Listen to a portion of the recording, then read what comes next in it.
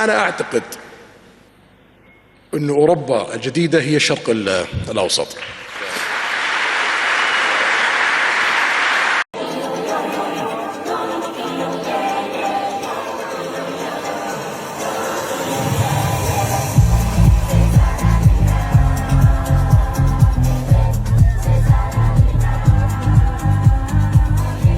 Bayangin, negara yang dulu dikenal karena minyak dan haji, sekarang bangun kota tanpa mobil, tanpa emisi, pakai AI, dan bisa jadi lebih canggih dari Tokyo.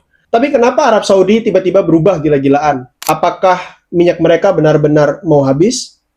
Atau ini semua cuma akal-akalan branding negara? Dan yang paling mind-blowing, Arab Saudi sekarang punya festival musik loh, taman hiburan, bahkan konser Blackpink. Iya, Blackpink in Riyadh. Di video ini kita bakal bongkar kejayaan Arab Saudi dari minyak, ketakutan mereka yang jarang dibahas, lalu rencana super ambisius Vision 2030, sampai perubahan wajah Arab Saudi yang bikin kamu bilang, ini Arab Saudi? Serius? So, siapin teh manis dan cemilan karena ini akan jadi perjalanan ke gurun pasir yang isinya bukan onta lagi, tapi robot dan juga konser K-pop. Halo Sobat Imaji, selamat datang di Imaji Angin, di mana angin membawa kisah dan Imaji menghidupkannya. Sebelum kita lanjut videonya, ayo subscribe dan dukung channel ini mencapai 10.000 subscriber agar channel ini lebih semangat dalam membuat konten informatif terkait dunia yang menarik ini. Di video kali ini kita mulai dari satu fakta penting dulu ya. Arab Saudi itu kaya. Bukan kaya yang biasa, tapi kaya yang kalau duitnya dijatuhin dari langit, bikin atap rumah orang pada bolong. Tapi dari mana sih kekayaan itu datang? Kita throwback dulu ke tahun 1938. Di kota kecil bernama Dammam, ditemukanlah emas hitam alias minyak. Dan bukan cuma setetes, 2 tetes ya. Ini kayak sumur Doraemon, tapi isinya bensin semua. Dari situ, hidup Arab Saudi langsung level up. Negara yang dulunya penuh tenda di gurun, sekarang jadi penuh gedung emas dan AC sentral. Bayangin ya, unicornnya startup lain itu aplikasi, tapi unicornnya Arab Saudi sumur minyak. Dan ini bukan minyak goreng ya guys, ini minyak mentah yang harganya bisa bikin sultan pada joget. Seiring waktu, Arab Saudi jadi salah satu raksasa energi dunia. Gabung sama OPEC, negosiasi harga minyak, bahkan bisa mengatur ekonomi dunia. Bahkan kalau Arab Saudi bilang, kami kurangi produksi minyak, maka pasar global langsung kayak, wait, what? Jangan bercanda dong. Serius, kekuatan mereka tuh kayak remote AC dunia, bisa bikin suhu ekonomi naik dan juga bisa bikin suhu ekonomi dunia turun. Tapi ini ya, ini yang penting. Arab Saudi tuh literally hidup dari satu sumber doang, minyak.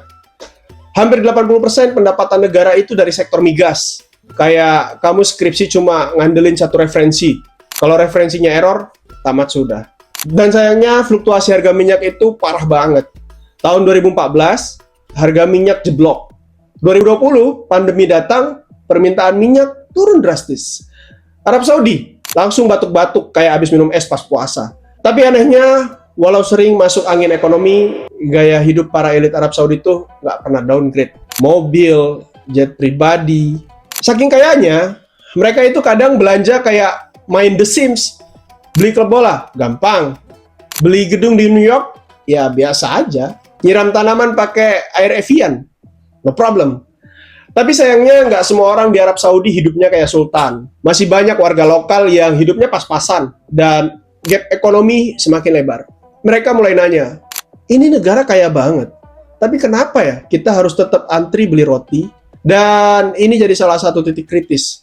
Karena dibalik semua kemewahan itu, mereka sadar ketergantungan sama minyak adalah bom waktu. It's time to move on.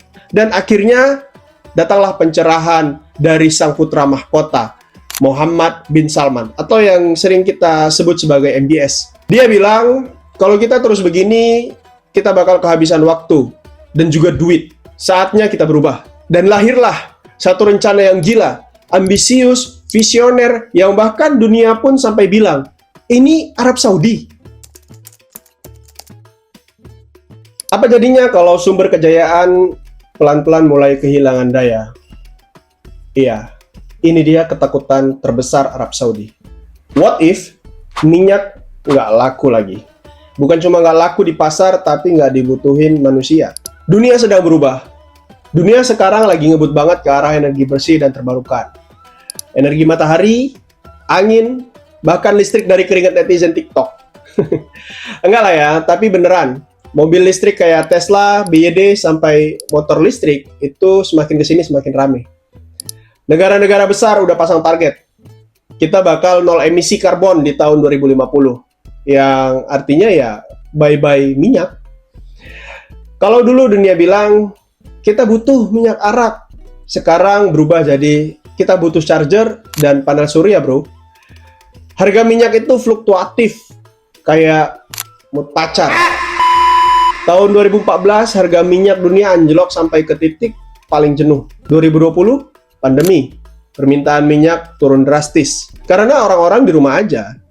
Mobil nggak dipakai, pesawat berhenti terbang, pabrik banyak yang tutup. Untuk Arab Saudi yang hidupnya 80% dari minyak, ini ibarat dapur kebakaran, tapi isi kulkas tinggal mie instan. Negara lain juga udah mulai pintar. Uni Emirat Arab sudah duluan bikin Dubai sebagai kota internasional. Qatar, walaupun kecil, udah jadi tuan rumah Piala Dunia loh.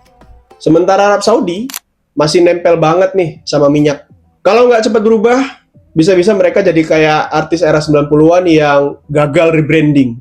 Masih ngerasa keren, padahal Gen Z udah nggak kenal lagi sama mereka. Masyarakat muda Arab Saudi mulai ngerasa masa depan kita nggak bisa cuma ngandelin minyak. Anak-anak muda pengen kerja di industri kreatif, teknologi, bahkan entertainment. Tapi lapangan kerja di luar sektor minyak masih sangat terbatas. Belum lagi generasi sekarang lebih melek sosial dan ekonomi. Mereka nanya, kenapa? Negara sekaya ini, tapi aku masih nganggur. Ini bikin tekanan sosial meningkat, dan pemerintah harus nyiapin jawaban yang lebih dari sekedar sabar, nanti minyak naik lagi kok. Dan akhirnya, di tengah kekhawatiran ini, muncullah satu keputusan besar. Kita nggak bisa terus-terusan hidup dari masa lalu. Arab Saudi sadar, kalau mereka nggak berubah sekarang, mereka bakal jadi kayak keluarga konglomerat yang dulunya punya segalanya, tapi sekarang bangkrut, nggak punya apa-apa. Dan dari sinilah muncul visi baru. Rencana yang katanya bisa mengubah wajah negara Arab Saudi selamanya. Vision 2030, proyek gila Arab Saudi demi bertahan hidup di masa depan. Kamu bakal lihat kota masa depan di tengah padang pasir. Yes, kota futuristik yang biasanya ada di film-film, tapi ini nyata. أنا أعتقد أن أوروبا الجديدة هي الشرق الأوسط.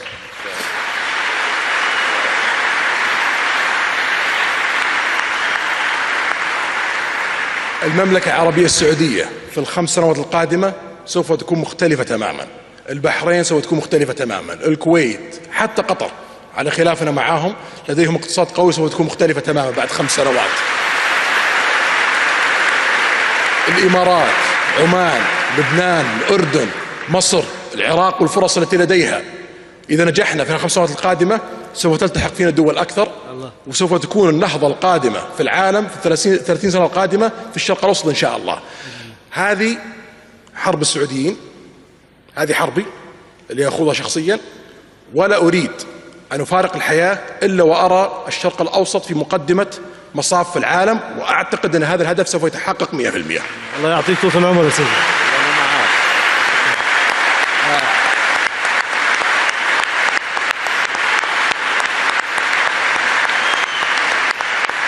Arab Saudi negara super kaya, punya cadangan minyak segunung. Tapi tiba-tiba dunia bilang, sorry, kami move on. Kami sekarang suka listrik. Minyak siapa yang mau? Nah, tapi daripada baper dan galau se-Arab Saudi, Arab Saudi malah milih saatnya rebranding, dan muncullah proyek ambisius bernama Vision 2030, alias Project Glow Up-nya Arab Saudi. Vision 2030 itu kayak proposal cinta dari Arab Saudi ke masa depan. Isinya apa? Meningkatkan sektor non-migas, buka lapangan kerja buat rakyat, bikin Arab Saudi jadi pusat pariwisata, hiburan, dan juga teknologi digital. Dan bangun kota paling absurd yang pernah kamu dengar. Pokoknya ini bukan sekedar rencana ya, ini audisi untuk jadi negara masa depan. Salah satu proyek utamanya bernama NEOM. Ya, namanya kayak robot di film-film science fiction. Dan memang sesuai sih. NEOM itu adalah megakota dengan nilai proyek sekitar 500 miliar US dollar. Di dalamnya ada The Line, yaitu kota sepanjang 170 km, lempang lurus di tengah gurun. Nggak ada mobil, nggak ada emisi, full AI dan juga energi bersih. Kayak kamu ngebangun kota di The Sims, tapi ini real di dunia nyata. Gila ya, Arab Saudi ngebangun kota kayak lagi main Minecraft, tapi budgetnya banyak banget.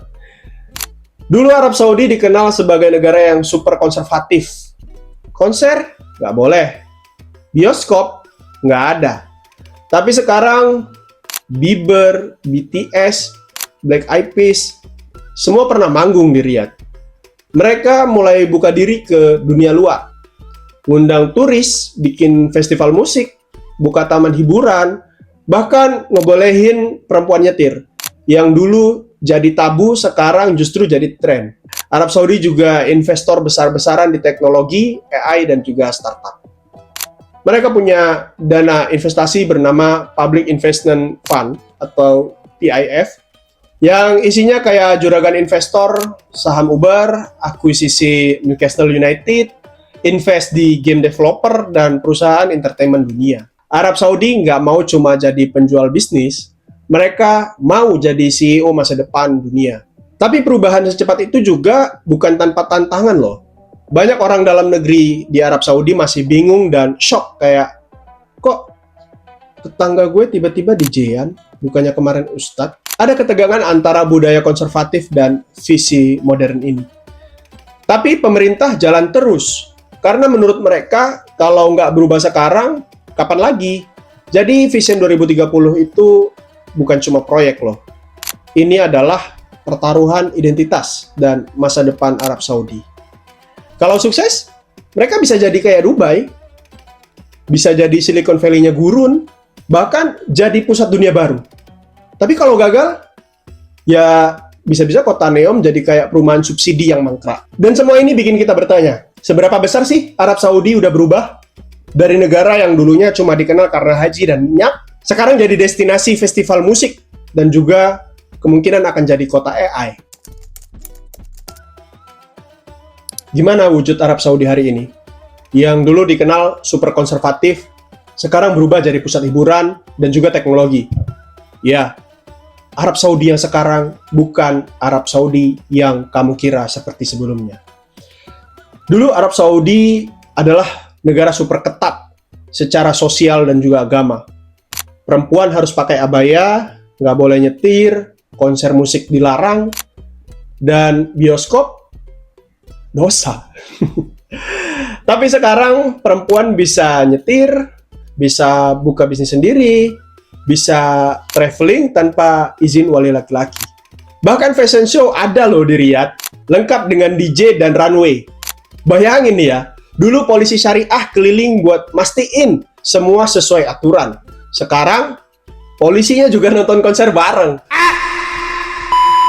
Kota Riyadh sekarang bukan cuma ibu kota politik, tapi juga ibu kota hiburan. Ada Riyadh Season, event tahunan yang penuh konser, pameran teknologi, game expo, bahkan Formula E di Padang Pasir. WWE juga pernah. Orang-orang dari seluruh dunia berdatangan bukan cuma buat haji, tapi buat nonton balap, nonton konser. Arab Saudi sekarang sudah jadi tempat healing. Kamu kemana liburan? Ke Arab Saudi nonton Marshmello, terus lanjut nonton balapan mobil listrik. Hah? Tahun berapa ini? Arab Saudi juga mulai tampil sebagai negara yang nggak mau cuma jadi penonton. Mereka pengen ikut main di panggung dunia. Jadi tuan rumah KTT internasional, ngelamar jadi tuan rumah World Cup 2034, invest di teknologi global, film, e-sports, bahkan proyek luar angkasa. Benar-benar glow up lah dari negara yang dulu fokusnya cuma ekspor minyak dan juga ibadah haji. Jadi negara yang bilang kami juga bisa jadi Silicon Valley plus Mekah. Tapi semua perubahan ada resikonya. Secepat apapun Arab Saudi berubah, satu hal nggak bisa dilupain. Akar budayanya masih sangat kuat. Banyak warga, terutama yang konservatif, merasa asing di negara sendiri. Perubahan besar ini bikin benturan sosial. Yang satu pengen maju, yang lain takut kehilangan jati diri. Saat ini dunia ngeliat Arab Saudi kayak teman lama yang tiba-tiba glowing dan bilang dia udah berubah. Tapi apakah dia beneran berubah?